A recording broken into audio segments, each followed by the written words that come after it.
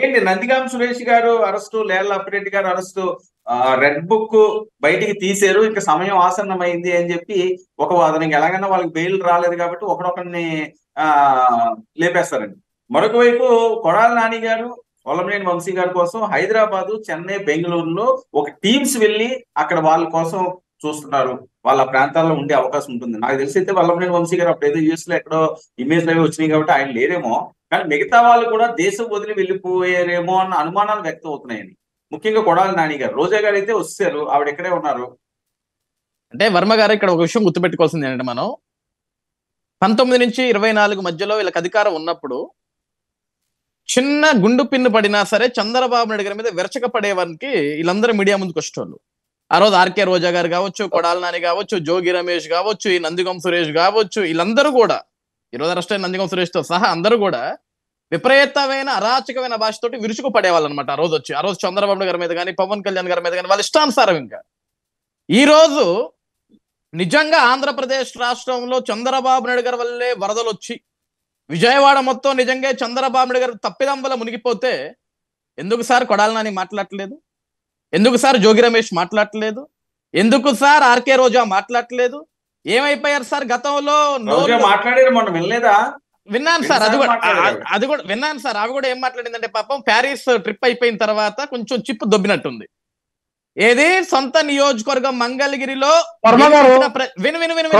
భయపడిపోయారు, తెలంగాణ వెళ్ళిపోయారు, తెలంగాణలో సారీ తమిళనాడు వెళ్ళిపోయారు, తమిళనాడు చేస్తారని వీళ్ళు అన్నారు.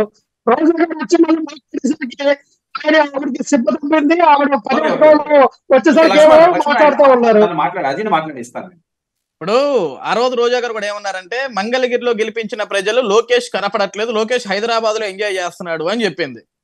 ఆవిడ ఏపీలో ఉంటే కదా లోకేష్ అన్న ఎక్కడ ఉన్నాడో కనపడేది. 5 రోజుల నుంచి తండ్రి కొడుకులు ఇద్దరు కూడా ప్రజల మధ్యలోనే ఉంటూ, ఒక ఆయన కమాండ్ కంట్రోల్ రూమ్ లో ఉంటూ, ఇంకొక ఆయన ప్రజల్లో వరద ముంపుల్లో తిరుగుతుంటే ఇలా కనపడరండి అవన్నీ. ఎందుకంటే వీళ్ళంతసేపటికి జగన్మోహన్ రెడ్డి మాయ, లేకుంటే సాక్షి టీవీ మాయలో ఉంటారు కాబట్టి వీళ్ళకి ఎవరికి కనపడరు. ఈ రోజు ఒకటే వర్మ గారు, to be frank, to be straight, ఒకటే, నిజంగా ఈ తప్పులు జరిగితే వీళ్ళు ఈ పాటికి బయటకు వచ్చి మాట్లాడాలి కదా. ఎందుకు మాట్లాడలేదు?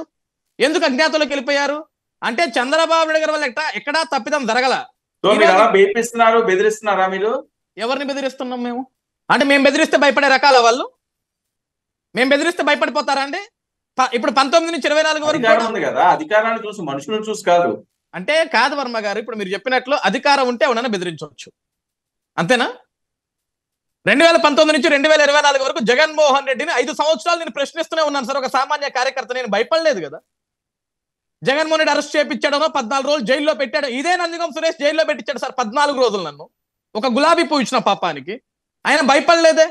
ఇదే నందిగం సురేష్ మళ్ళీ నేను జైలు నుంచి బయటకు వచ్చిన తర్వాత ఏదైతే ఇబ్రహీంపట్నంలో నా మీద దాడి చేయించాడు సార్, 4 రోజులు హాస్పిటలైజర్ అయ్యా నేను, అయినా భయపడలేదు. ఎస్, వాళ్ళ అధికారులు ఉన్నప్పుడు ఇబ్రహీంపట్నం మీద దగ్గర నా మీద దాడి చేశారు. కొండపల్లి మైనింగ్ మీద వెళ్ళి మేము అక్రమాలను ప్రశ్నించి వస్తుంటే 4 రోజులు హాస్పిటలైజర్ నేను సన్ రైజ్ హాస్పిటల్లో, అయినా భయపడలేదే, వెనకడుగు వేయలేదే, పోరాడుతూనే ఉన్నాం, ప్రశ్నిస్తూనే ఉన్నాం కదా. ఈ రోజు 19 నుంచి 24 వరకు మంత్రులుగా, ఎమ్మెల్యేలుగా ఎంజాయ్ చేసిన వాళ్ళు ఈ రోజు నిజంగా రాష్ట్రంలో సమస్య ఉంటే నోరు పెగలాలి కదా. అధికారం ఉంటేనే మాట్లాడతారు, అధికారం లేకపోతే మాట్లాడరా? మాట్లాడే దమ్ము ధైర్యం చేయాలి కదా వర్మ గారు. ఈ రోజు